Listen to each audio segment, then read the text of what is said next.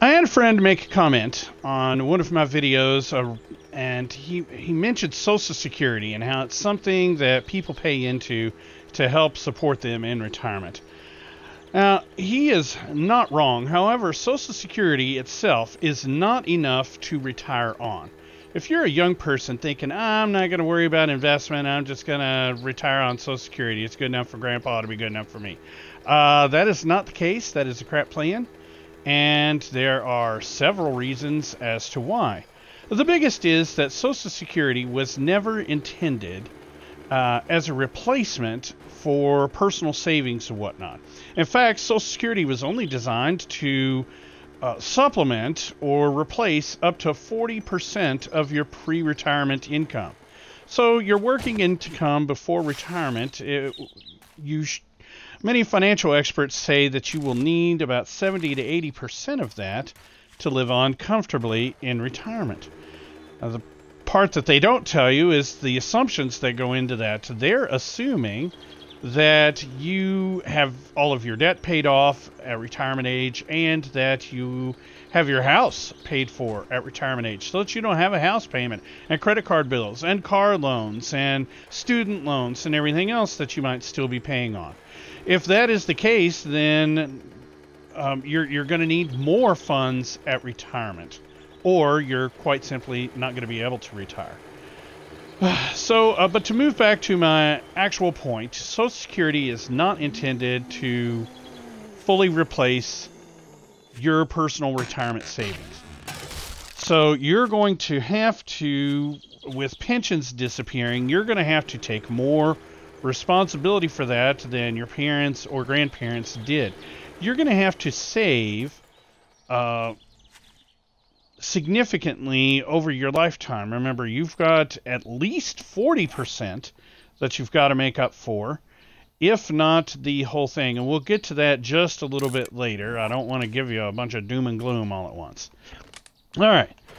So the way that you would make up for the difference there, the 30 to 40% difference in what Social Security is allegedly intended to take care of for you at retirement, you would need to have a Roth, 401k, 403b, traditional IRA, or some sort of passive income, either a business that you receive profits and proceeds from, or other investments that you receive dividends from in order to fund your retirement. Social Security itself is funded with your FICA withholdings, and I've mentioned that in a previous video as well. In fact, that's what might be, what inspired my friend's comment. He just might have put it on the wrong video. So, 12.4%. Social Security is funded with 12.4% tax on earnings. Okay. Half of that, it comes from you. Half of that is your FICA deduction that you see on your check each month. The other half is actually paid for by your employer. So it's a thing that you go in together with your employer on, kind of 50-50, in order to make up that difference.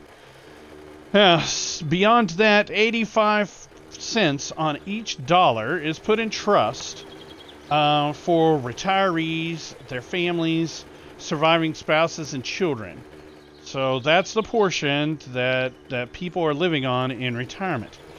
The other 15 cents of every dollar is set aside for disability benefits for people that are disabled and can't work, or handicapped in some way, things of that nature, to provide for them. All right. To be eligible, though, to draw Social Security benefits, you have to build up credits, and these are accumulated through working and earning an income. I believe you receive 1 credit for each $1,300 that you earn. You max out at 4 credits per year. So even somebody under the poverty line can still acquire full benefits, Social Security benefits at retirement. Okay?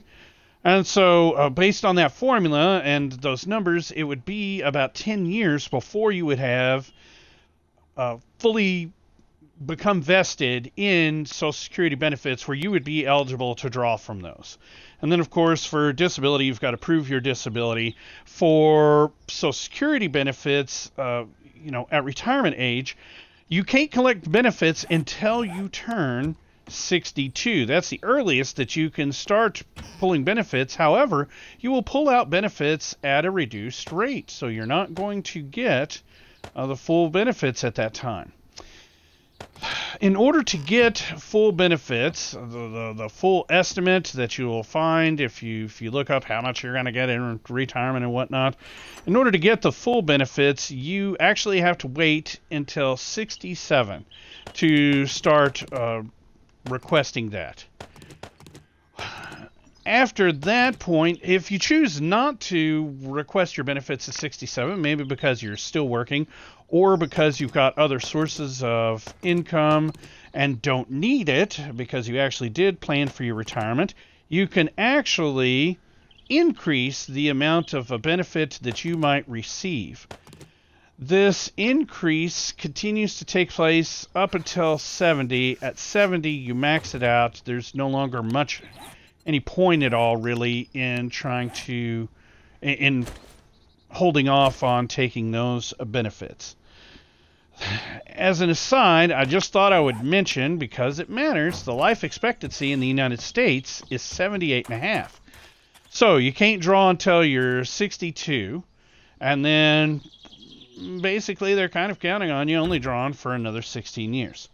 Now, I did mention that there was a big gotcha that comes into play, and that gotcha is that there's a possibility, people have been talking about it for years, that Social Security benefits might not be there when you go to retire. And I know that may come as a shock to you.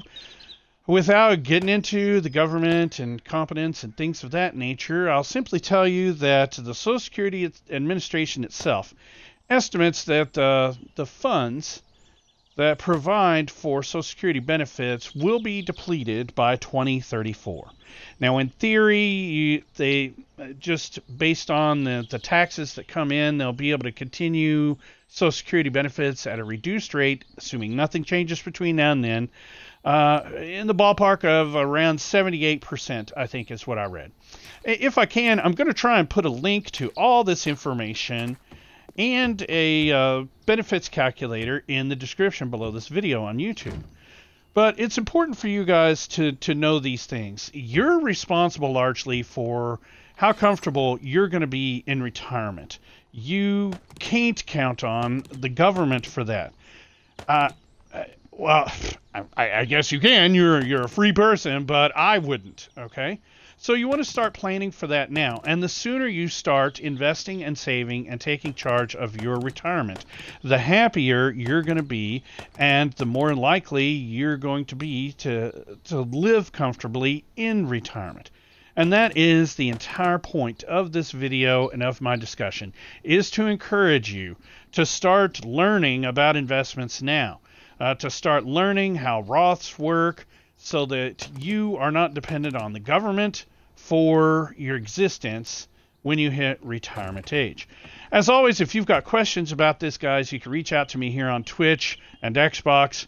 You can, of course, hit me at fustianfinance@gmail.com with your questions. If you watch this on YouTube, you can hit me in the comments below, and I'll either answer it or put it in a future video. I appreciate you.